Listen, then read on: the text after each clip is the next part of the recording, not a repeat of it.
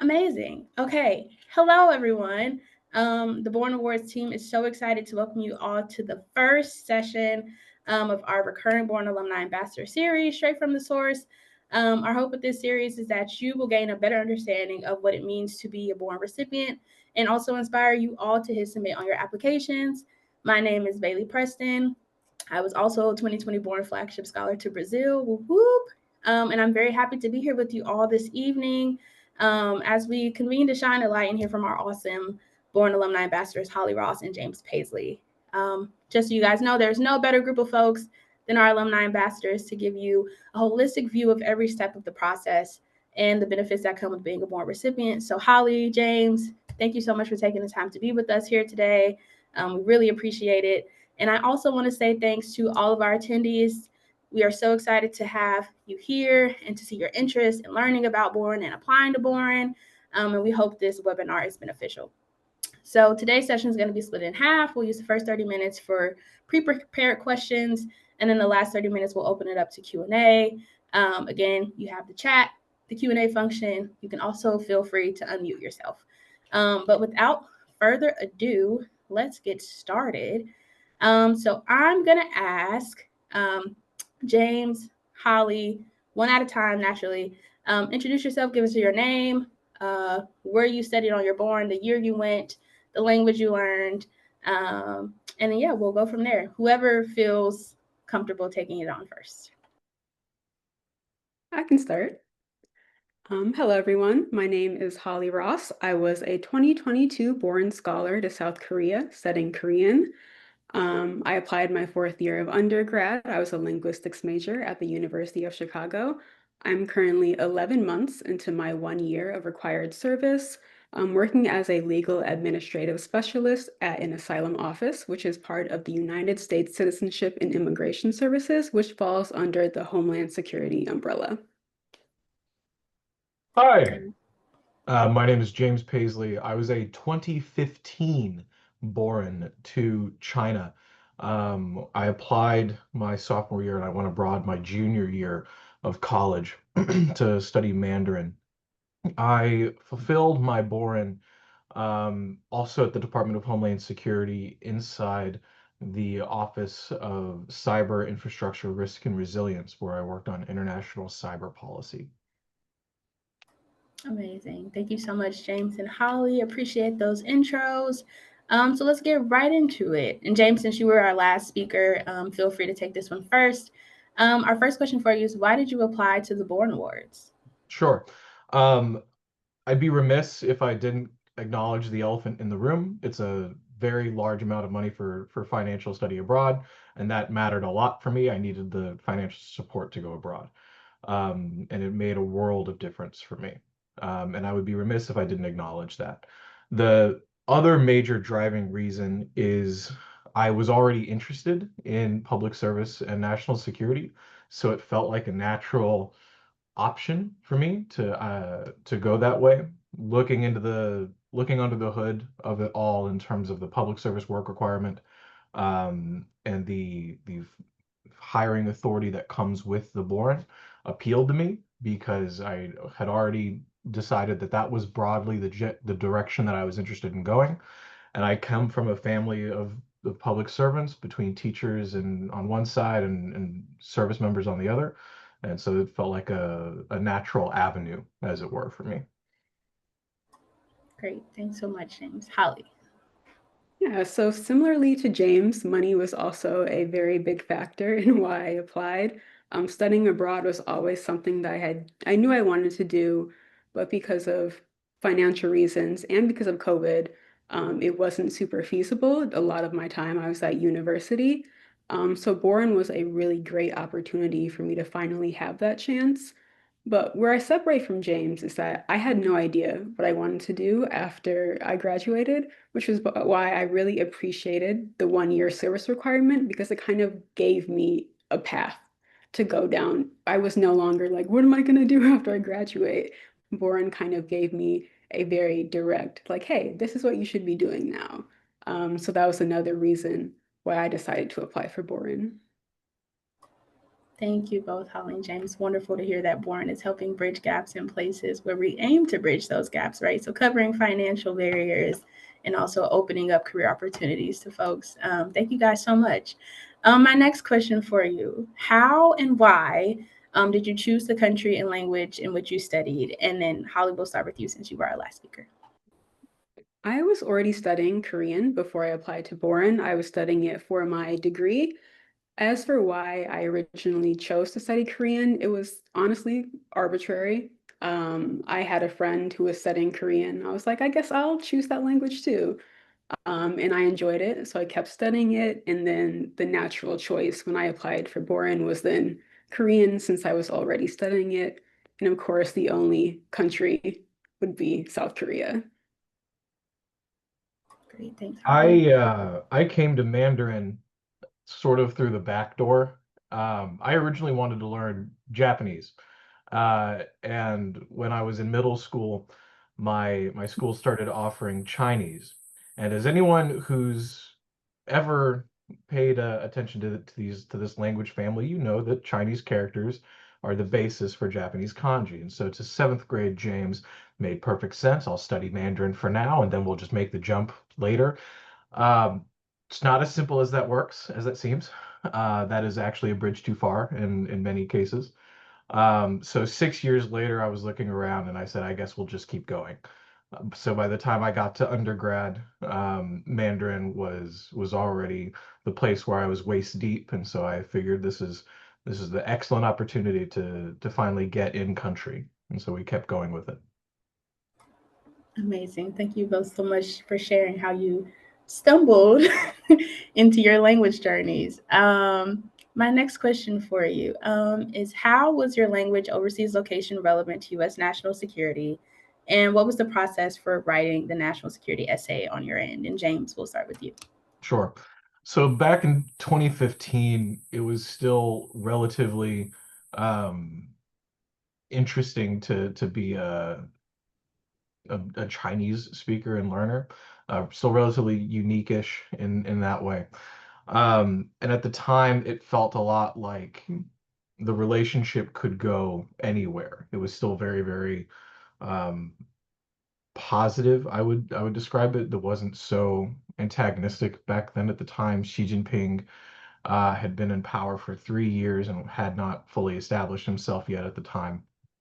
And but at the same time it was interesting seeing, you know, all of this work that was being done to deepen the China-Pakistan relationship with Gwadar Port and the Chain of Pearls. There was a lot of murmurings about anti-access area denial and things like that. And so when I came to writing my national security essay, that was the kind of slant that I came at it with, was the importance of making sure that the United States has a deep bench of analysts, and I would be a member of that bench.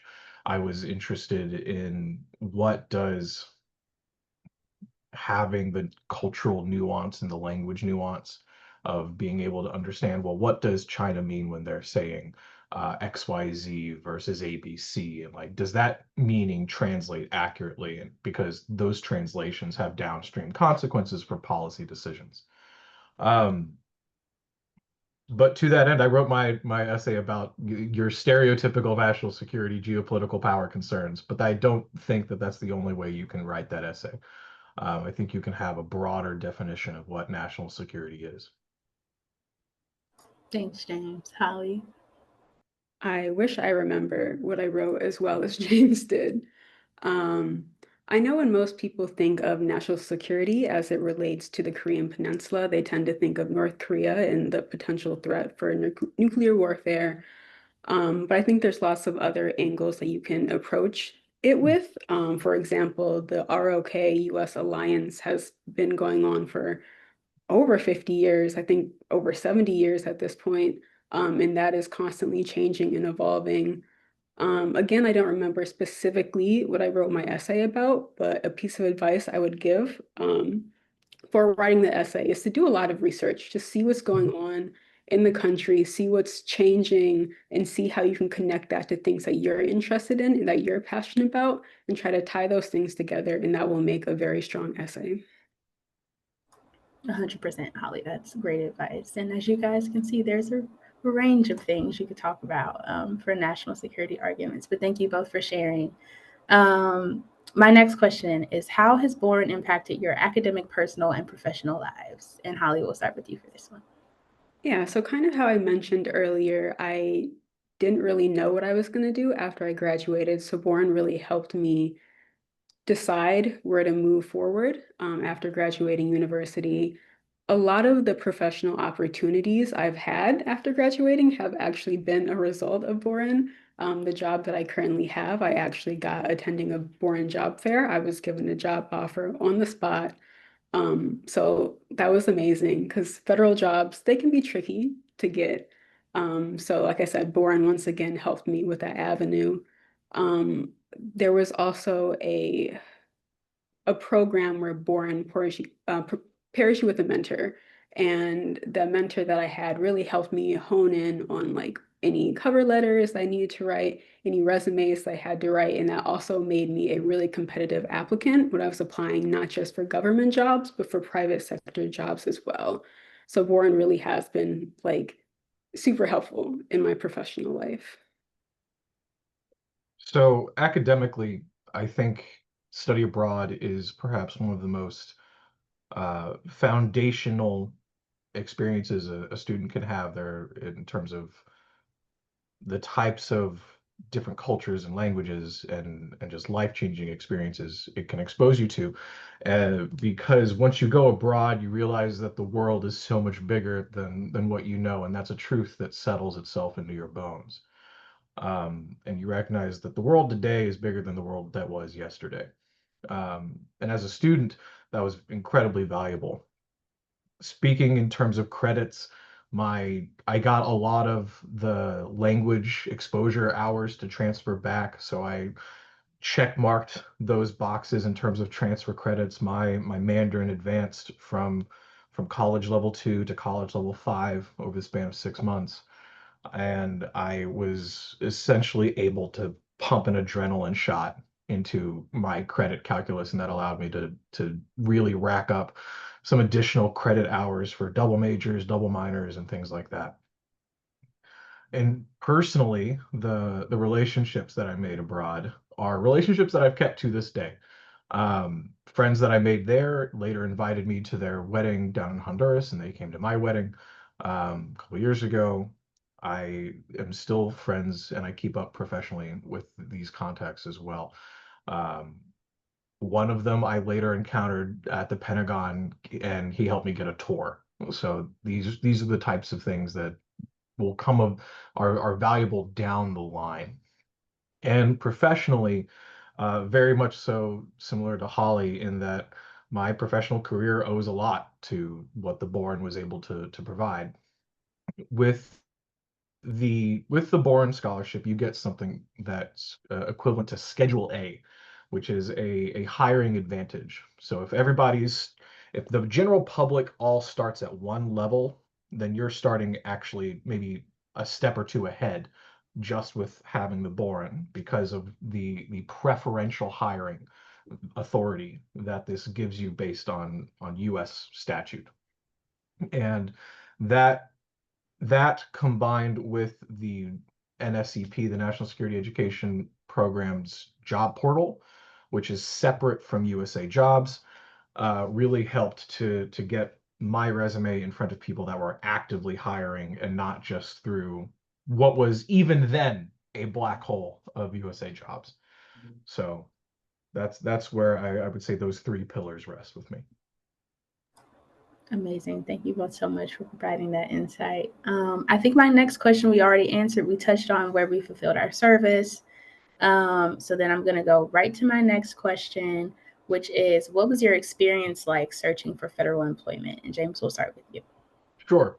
Um, I'm gonna give them a little bit of truth, a little bit of a painful truth here. It took time for me. I graduated into the first Trump administration's hiring freeze, and that was not necessarily an easy thing to navigate at the time. And so I would also say that I didn't necessarily have a good awareness of what the GS scale, that's one of the pay scales that the government uses to determine experience and salary and hiring and everything like that. And I didn't have a very good understanding of that at the time. And so I struggled for my first year, and then I found separate employment. And Boren will provide you deferments in order to fulfill this work service requirement. And I used two of my deferments, and then I elected to go back into grad school, and I got my master's degree. The clock paused while I was there, and then I graduated. I used my final deferment, and then I got my job offer with DHS cyber policy. All in all, from graduation, when the clock started ticking, it took me 5 years. And so the thing I want to emphasize here is that it's a marathon and not a sprint. Some people are very fortunate, like Holly, and you'll get a job offer right on the spot. I highly encourage you to be fortunate, like Holly.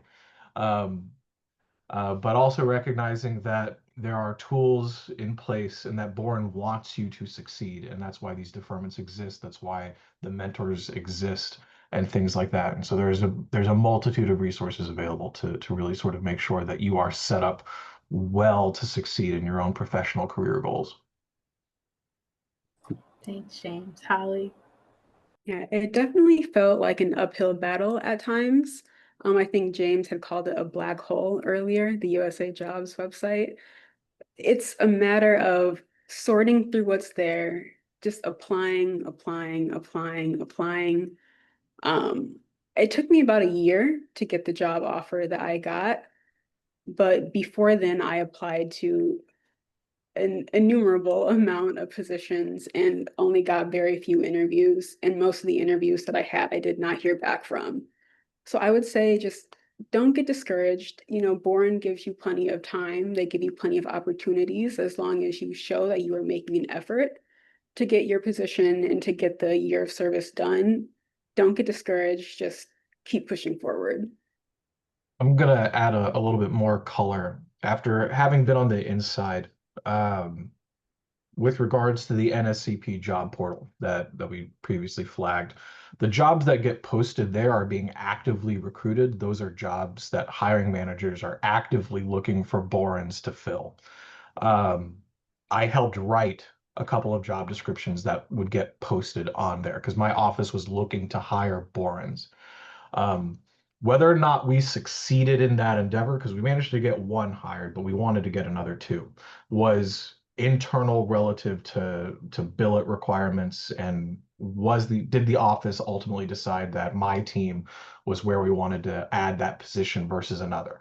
So sometimes if a position doesn't work out on the Boren job portal, that's not necessarily anything indicative of you're being ghosted. It's an issue that the assistant secretary in charge of that particular office has decided that we actually want to expend this billet that counts towards our head count elsewhere as opposed to this team.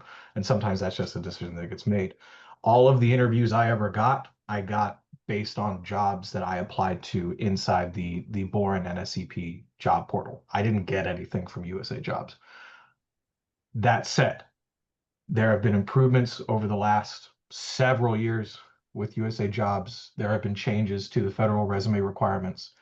I strongly encourage all of you to reach out to your university's career centers to learn more and ask them to share what resources they might have available with regards to federal resume writing versus private sector resume writing, as well as to if they have the resources that will go in depth about what are the different federal pay scales, what does GS7, what does GS9, what do these things mean for me in my application.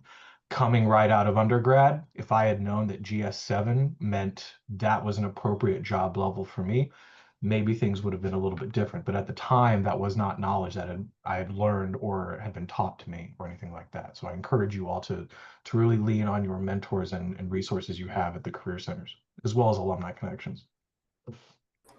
Absolutely. All great points. And I would just also plug, James, to your point, if your resources, mentors, colleagues don't have any resources about the GS pay scale or anything like that, the OPM website is full of information. It's sometimes slightly overwhelming, but that is a place where you can go to glean a little bit more insight about kind of how all of those things work. But again, if you're awarded, you also have the NSEP service team. They're your one-stop shop for everything federal service, fulfilling the requirement, so on and so forth. And they're a lovely team of people. They're also all Boren, so they totally get the process, what it was like. And as someone, again, who did Boren myself, and similarly to James, did not maybe necessarily know the full scope of everything that was out there. Then being on the NSEP service team as a service team member and learning the resources that was out there, I was like, oh, okay, this is great. Now I get it. But that was amazing. Thank you both so much for sharing that. And so my next question is, I'm going to kind of combine the next two. So if you could state again where you currently work, and then what does your agency do, and what does like a typical day on site look like for you? And James, we'll start with you since you ended us off. Sure. So I worked inside of the Department of Homeland Security's, that was our department. And inside of that, there were multiple offices. One of the offices is the Office of Strategy, Policy, and Plans. Inside of that, there are more sub offices, including where I was, the Office of Cyber Infrastructure Risk and Resilience. That was the most recent place that I was at. Um, there, I worked on a team that was looking at horizon scanning for international policy regarding cybersecurity, cyber resilience, emerging technologies, supply chain risk, and things of that nature. And to that end, a normal day might look like writing briefing memos, background papers, editing legislation that was being sent around, writing talking points for the secretary, and things like that on projects that were coming 1 week down the line, 2 weeks down the line, maybe even 3 weeks down the line, or maybe even 24 hours, 48 hours, 72 hours away.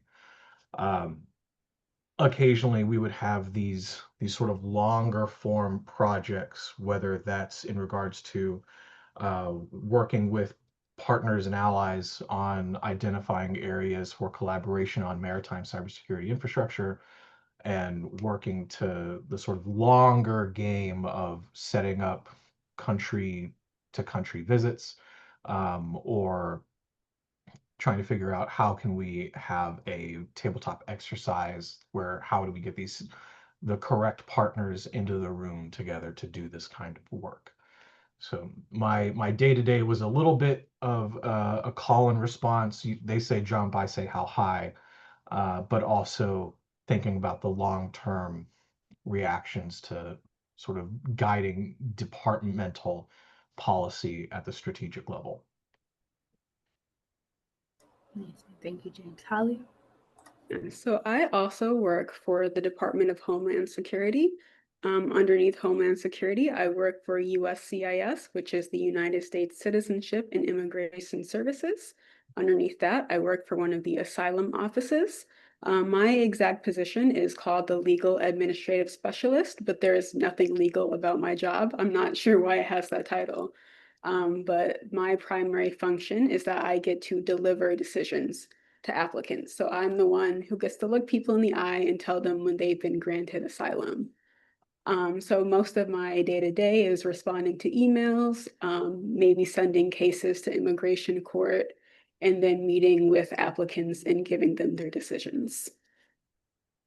I think the thing to take away from here is recognizing that the United States government has multiple departments, and inside of these departments, there are multiple agencies. Inside of these agencies, there are multiple offices, and you can fulfill the Boren Work Service requirement at any number of these places. Whether, and you'd be surprised how many places have an international affairs team. I think pretty much everyone does. And so, given that in mind, there are multiple ways to sort of ply this work service fulfillment. Yes, and in that same vein, James, I would also say keep an open mind. If you are someone who has already been looking into federal service and you feel like you've nailed down exactly where you want to be, the position you want to be in, that's great. But be open to other opportunities as well. You'll hear us say kind of throughout the webinar, and like if you're awarded throughout your time as an awardee, that um, getting into federal service is often the hardest part, and then when you're in, it's a lot easier to move around, right? So you might get in what you think is your dream job, and then you get there and you go, you know what, this is not what I thought it was going to be, let's go somewhere else, right? So remain open, remain fluid. That's in the application process as well. We want you guys to be open to all possibilities.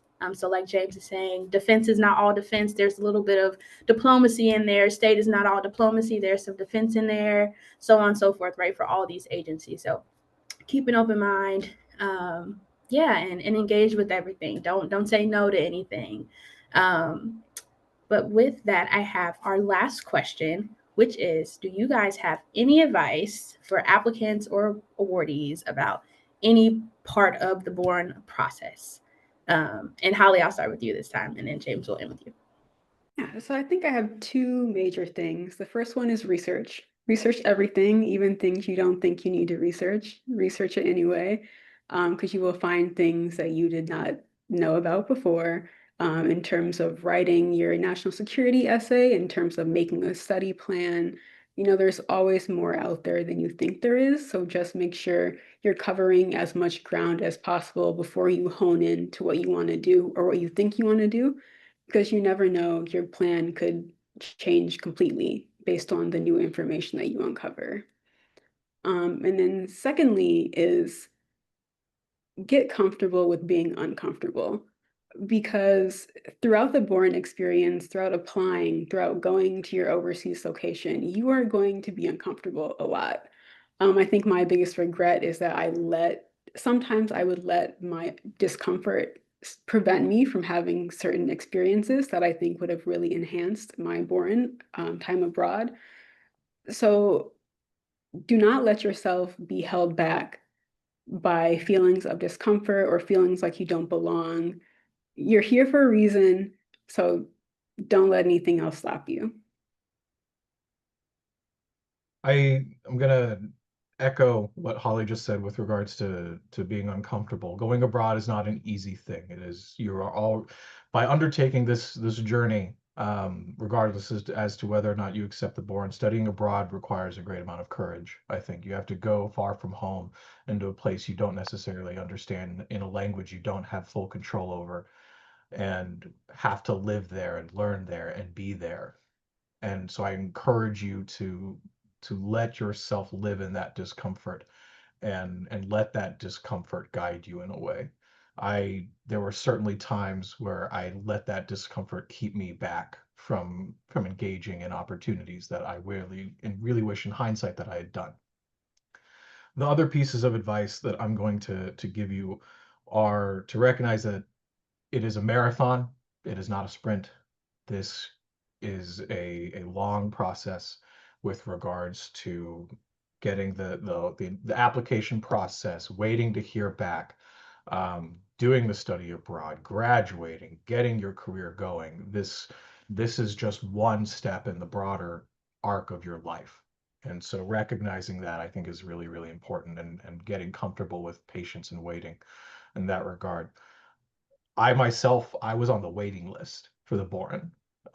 So I was a secondary finalist that was pulled up very, very close to the final um, go sign. So I think I got my congratulations, you're a Boren, on, I think, a week before the convocation, which is required to attend. So I had a week to figure out how to get from North Carolina, where I was seeing my grandmother, to DC. So just recognize, I say that to give you hope, and to understand that this is an evolving process all the way to the finish line. And even if you get a waiting list response, that things can turn around, and opportunity can present itself. That is awesome, amazing advice, and I echo all of it. And I have nothing else to add. But that brings us to the end of the first half of our session. I want to say thank you again to James and Holly for sharing your insight and your experiences. We quite literally would not be able to do this without you. Thank you as well to all of our attendees today for your great questions. And your engagement. We hope to see you apply. I have a couple of reminders before we close out. The first is that our alumni ambassadors are available to chat with you. Should you be interested, just email the Boren team at boren@iieus.org and we'll help facilitate contact. The second is that application deadlines are upcoming, fast approaching, no pressure. So just plugging that fellowship applications are due January 21st, 2026, and scholarship applications are due January 28th, 2026, both at 5 p.m. EST. So if you're in another time zone, just keep track of that things. And also, if you have a campus deadline, that is your actual deadline, not the deadlines I just gave you are the national deadlines. But if you have a campus deadline, that is your deadline. So keep that in mind. And then lastly, for any questions about your application, just reach out to the Boren team again at boren@iie.org. We're very happy to help you. Thank you, everyone, and have a good night.